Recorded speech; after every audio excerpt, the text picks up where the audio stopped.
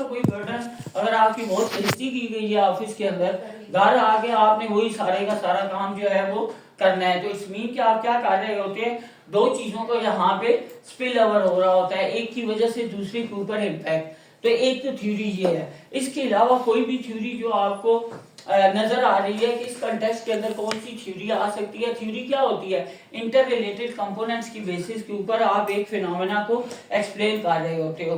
तो ये आपने जो बना दिया, ये आपकी क्वालिटेटिव अप्रोच के अंदर आपने क्या किया, थ्योरी को बिल्ड किया। समझ आई ये चीज? तो ये सारे का सारा बेसिकली इसके अंदर आ रहा होता है। इसके अंदर हमारे पास एक और चीज है, जिस तरह ये है हमारे पास कोई पिक्चर्स है, इसकी बेसिस के ऊपर आपने फिनोमेना को अंडरस्टैंड करना है। ठीक है, आपने आइडेंटिफाई करना है कि इसके अंदर से क्या चीजें जो है वो निकल सकती हैं। ऑब्जर्वेशन की हमने बात की थी ना, आपका जो क्वालिटेटिव होगी या क्वांटिटेटिव रिसर्च होगी वो किस बेस के ऊपर चल रही होती है, on the basis of observation. तो आपने ऑब्जर्व करना है इस पिक्चर को और कोई ना कोई मीनिंग देना है। इससे क्या नजर आ रहा है, फूल नजर आ रहा नहीं कोई इसको फूल तो मतलब चीजें तो ना बताए, लेकिन ये बताएं कि ये ऑब्जर्व करके आपको क्या फील हो रहा है, इसको देख के कोई नेम करें इसको फिनोमेना को। मतलब हम कह सकते हैं कि अच्छा फूल है तो बाहर का मौसम होगा, खिज़ां का, हाँ ठीक है, वहाँ पे खिज़ां का मौसम होगा। जो वहाँ पे एम्प्लॉइज काम करते हैं वो इस साइड के नेचर को देख के अपना एफिशिएंटली वर्क कर सकते हैं। नहीं, आपको क्या नजर आ रहा है, आप अपनी ऑब्जर्वेशन करें। Good, very good. ये आप देखो वो कह रहे हैं कि इसका माली ठीक नहीं है माली की एफिशिएंसी ऑब्जर्वेशन है ना, आपकी ऑब्जर्वेशन कुछ भी हो सकती है, इसको देखते हुए आप इसकी ऑब्जर्वेशन कुछ भी कर सकते हो। ठीक है, तो आप ऑब्जर्व करके क्या कह रहे हो, ठीक है, वो कह रहा है माली ठीक नहीं, और बताओ फिनोमेना। इन्होंने कहा कि ब्रिज बनाने वाले ने ब्रिज सही नहीं बनाया। क्यों, ब्रिज को क्या हुआ, वो पानी पुलों में पड़ रहा है वो नीचे से। सही है। और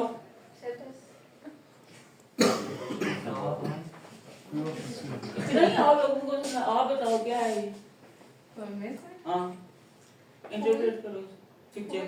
सर ये वेयर हाउस है। सर कोई पुरानी सी बिल्डिंग है, अब इसे आप कुछ नहीं कह सकते हैं, ठीक हो गया, उसके पास एक कोई स्टेशन है, ये पुल दो पास से क्रॉस हो रहे हैं, ठीक हो एक गया। लड़की है वो बैठी हुई थी अपने घर के अंदर ना, जब रूम के अंदर ना वो बाहर देख रही थी, तो उसकी अम्मी आई तो उसने आके कहा कि बेटा क्या देख रही हो, देखा बाहर इतनी प्यारी झील है उसको देख रही हूँ, साथ कितने प्यारे फूल हैं, ठीक है, तो मैं ये चीज़ें जो है ना वो देख रही हूँ। उसकी माँ ने उसको देखा और कहा बेटा बाहर तो गंदा नाला है, ठीक है, और फूल कहाँ पे हैं, वो सारे के सारे तो ये हालात है वहीं के, तुम कैसे इस चीज़ को इस तरीके से इंटरप्रेट कर रही हो। वही वाली बात है कि देखने वाले की नज़र में कोई चीज़ होनी चाहिए कि उसको एटलीस्ट फिनोमेना को अंडरस्टैंड तो कर सके कि यहाँ पे क्या है। इसका मतलब आप ये भी निकाल सकते हो कि यहाँ पे अभी साथ फैक्ट्री है और फैक्ट्री के अंदर ज़्यादातर लोग जो है वो काम कर रहे हैं, टाइम जो है वो 10 o'clock होगा, क्योंकि कोई इंडिविजुअल आपको बाहर नजर नहीं आ रहा।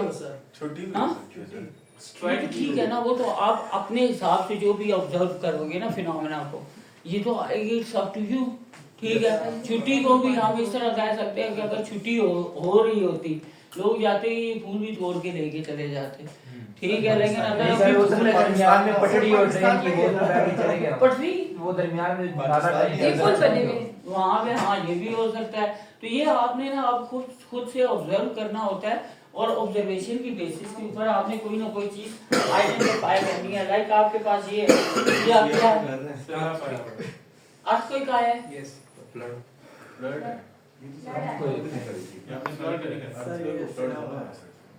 आज कोई कहता फ्लड होता हाँ ये पानी बहुत ज्यादा होता है वो भी दोनों यार अर्थक्वेक आया है या कोई हमला हुआ है या कोई जंग लगी हुई थी? सर बिल्डिंग तोड़ी है तो सीवरेज बना रहे हैं ये सर फ्लड है ये फ्लड है।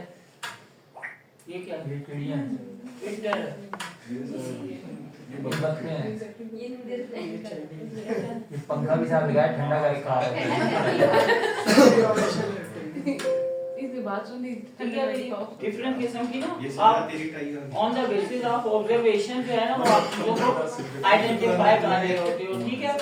फिर इसी तरीके से हमारे पास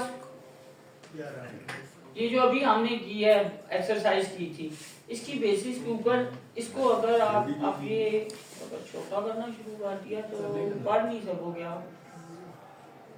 सर अब सही इसको जरा पहला जो पैराग्राफ है इसके अंदर से थीम आइडेंटिफाई करो जरा।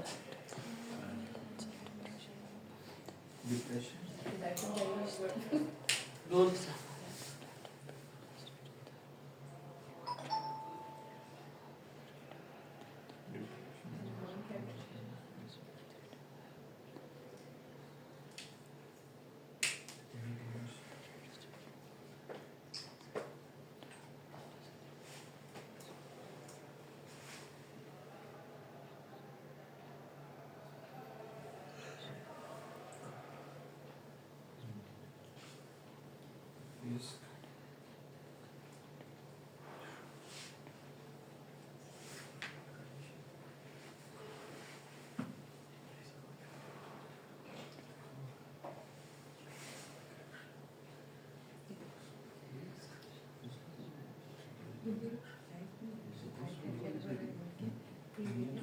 अब इसके ना अपने पास वेरिएबल लिखो क्या मेन चीजें क्या आइडेंटिफाई हुई हैं पहले पैराग्राफ के अंदर से। डिप्रेशन एक तो होगा, risk for depression trauma risk for depression risk sir risk for depression depression और effects of migration effects of migration, ठीक है। Experience of pre migration experience, ठीक है। Sir intervention programmes intervention sir उनकी वजह से इफेक्ट होता है या नहीं होता sir? Mental health issues mental health issue, good. ये डिपेंडेंट वेरिएबल होगा आपका। मेंटल हेल्थ इश्यूज आपके क्या हो सकते हैं? डिपेंडेंट वेरिएबल ही हो सकता है ना। हाँ, मेंटल वेलबींग और इस तरह की जो चीजें होती हैं। कंटेक्स्ट हमारा क्या है? कंटेक्स्ट क्या है पूरे का पैराग्राफ का? Side effect of immigration life time experience mental health psychological traumas और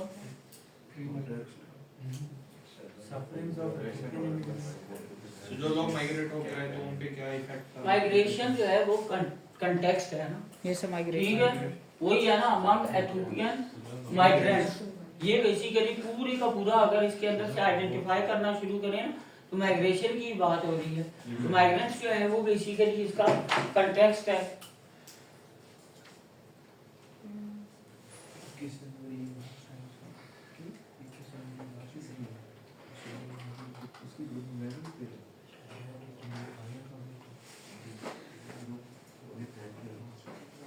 देन डिप्रेशन जो है वो इसका डिप्रेशन हो सकता है, मेंटल हेल्थ हो सकती है जो कि इसका डिपेंडेंट वेरिएबल है।